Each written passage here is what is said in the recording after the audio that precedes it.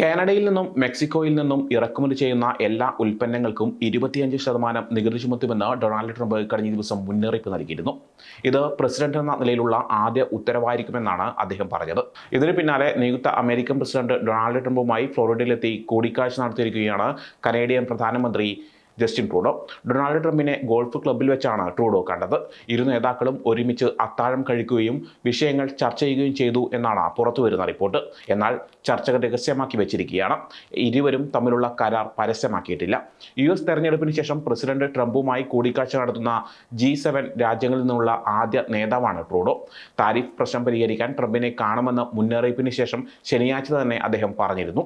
തെരഞ്ഞെടുപ്പ് പ്രചാരണത്തിൽ പലചരക്ക് സാധനങ്ങളുടെ വില കുറയ്ക്കുമെന്ന് ട്രംപ് വാഗ്ദാനം ചെയ്തിരുന്നെന്നും എന്നാൽ ഇപ്പോൾ എല്ലാ ഉൽപ്പന്നങ്ങൾക്കും 25% നികുതി ഏർപ്പെടുത്തുന്നതിനെ കുറിച്ചാണ് സംസാരിക്കുന്നതെന്നുമാണ് ജസ്റ്റിൻ ട്രൂഡോ US പോകുന്നതിന് മുമ്പ് പറഞ്ഞിരുന്നത്.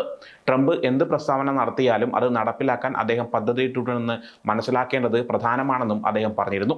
നിർമ്മാണ ജോലികൾ US തിരികെ കൊണ്ടുവരിക, US മയക്കുമരുന്ന് കടത്ത്, നിയമവിരുദ്ധ കുടിയേറ്റം തുടങ്ങിയവ ചൂണ്ടിക്കാട്ടിയായിരുന്നു ട്രംപിന്റെ താരിഫ് പുതുക്കുന്നതുമായി ബന്ധപ്പെട്ട പ്രഖ്യാപനം. മെക്സിക്കോ, കാനഡ എന്നിവിടങ്ങളിൽ നിന്ന് ഇറക്കുമതി ചെയ്യുന്ന എല്ലാ ചരക്കുകൾക്കും 25% തീരുവ ഈടാക്കും. ചൈനയിൽ നിന്നുള്ള ഇറക്കുമതിക്ക് 10% അധിക നികുതിയും ട്രംപ് പ്രഖ്യാപിച്ചിട്ടുണ്ട്. നിരോധിത മയക്കുമരുന്നായ ഫെൻറ്റാനിലിന്റെ കള്ളക്കടത്ത് ചൈന തടയിടുന്നതുവരെ ഈ അധിക തുക ഈടാക്കുമെന്നാണ് ട്രംപ് പറഞ്ഞിരിക്കുന്നത്. മെക്സിക്കോ, ചൈന, കാനഡ എന്നീ രാജ്യങ്ങളുമായുള്ള വ്യാപാര പദത്തിൽ രണ്ടാം ട്രംപ് ഭരണകൂടത്തിന് കീഴിൽ നയമാറ്റങ്ങൾ ഉണ്ടാവുമെന്നാണ് കരുതുന്നത്. എക്കണോമിസ്റ്റ് ഇന്റലിജൻസ് യൂണിറ്റിന്റെ US ഉഭയകക്ഷി വ്യാപാര സന്തുലന പട്ടിക അനുസരിച്ച് ആദ്യ 10 രാജ്യങ്ങളിൽ 8ാം സ്ഥാനത്താണ് ഇന്ത്യ. നിലവിൽ ഇന്ത്യക്കുമേലുള്ള ഇറക്കുമതി തീരുവ ട്രംപ് പ്രഖ്യാപിച്ചിട്ടില്ല. ഇന്ത്യയിൽ നിന്നുള്ള ഇറക്കുമതിക്കും കൂടുതൽ തീരുവ പ്രഖ്യാപിക്കാനുള്ള സാധ്യത തള്ളിക്കളയാനാകില്ല. ഇതിനുള്ള സൂചന ട്രംപ് നേരത്തെ നൽകിയിട്ടുണ്ട്. ഇന്ത്യ വലിയ വ്യാപാര ചൂഷകരാണെന്ന് ട്രംപ് അഭിപ്രായപ്പെട്ടിരുന്നു. തന്റെ ആദ്യ സർക്കാരിന്റെ കാലത്തെ നിയന്ത്രണങ്ങൾ തുടരാൻ തന്നെയാവും ട്രംപിന്റെ ശ്രമം എന്ന് തന്നെയാണ് കരുതുന്നത്.